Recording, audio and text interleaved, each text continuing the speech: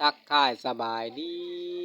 และสวัสดีเพื่อนๆสู้ครูสู้คนบ่ว่าในประเทศหรือต่างประเทศขอขอบคุญขอบคุณสู่เพื่อนๆที่รับชมเป็นเลยมาก่อนอื่นกามื้อนี้กาก้อยกาสิพาเพื่อนๆไปรีวิวเขาเจ้าขายเลขขายก็สิเป็นผู้สาวเนาะถือว่าเป็นอะไรก็ให้ทุกคนไปเบิ่งติดตามไปนำกันทุกคนเลยก้อยก็บ่มีคลิปลงทุกคนเลยมีแต่ไปเวกไปงานเนาะทุกคนเลย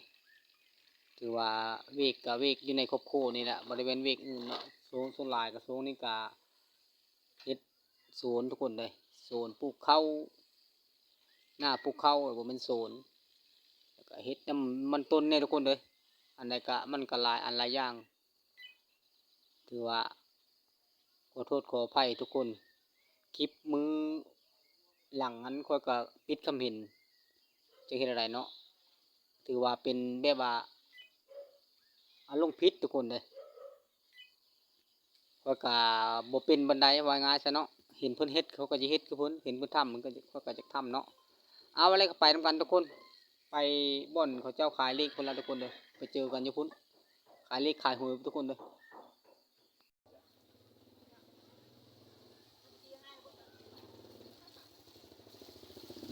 คือว่าข้อยก็บ่ได้ไปทางไหนทุกคนเลยวันนี้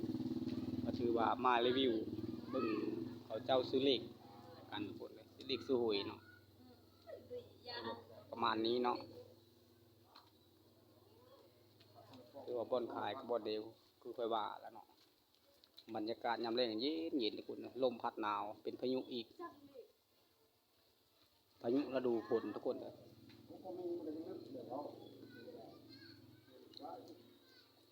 ผู้บางคนก็อุ้มลูกอุ้มหลานมาทุกคน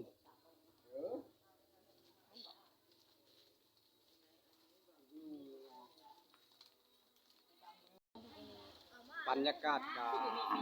แรกนะคุยค่ำมืดทุกคนเลยถือว่าเขาเจ้ากำลังคิดไลน์เนาะทุกคนเนาะคิดไลน์ว่ามันสิอ้อตรงใดวะ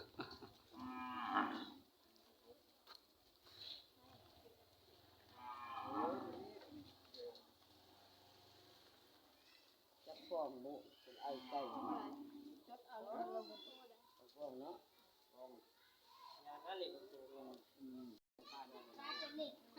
คือว่ามาฮอดผู้สาวขายเลขทุกคนคือว่าประมาณนี้ทุกคนเลยมื้อนี้เป็นมื้อเลขออกผู้ขายกับผู้สาวทุกคนเด้อไม่มีเลยเฮ้ยแกคือเห่าได้ไปเฮ้ยไม่ได้ชื่อเล็กนกแกพาได้ทุกอย่างใครก็เอาไปตามความหวังทุกคนเลยแต่ว่าสิได้หรือบ่ได้บ่ฮู้เนาะบางคนก็จับจี้กระดาษมากก็มีโคตรที่เสวะคือเห่าวะขอให้โชคดีกันแล้วกันทุกคนเลยถือว่าบ่อนขายเลขกับอยู่บ้านกับถือว่าบ่อนเดียวทุกคนเลย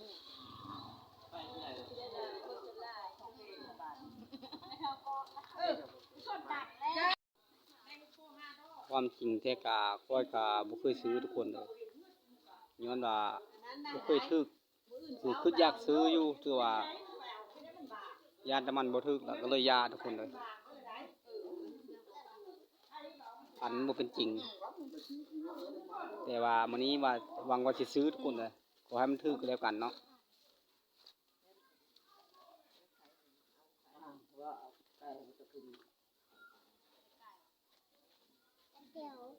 ป้าแต๋วบ่ได้บ่ชื่อป้าแต๋ว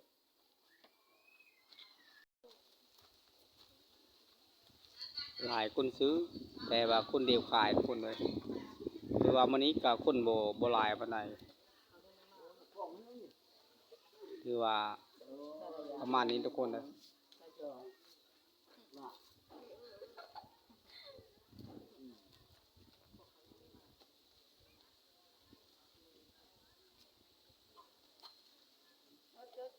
จนน้องอันเล็กเล็กน้องยุ่งนี่ละ น้องมันเริ่มแต่วันไปชิบ นี่กันเนาะลง5 ล้าน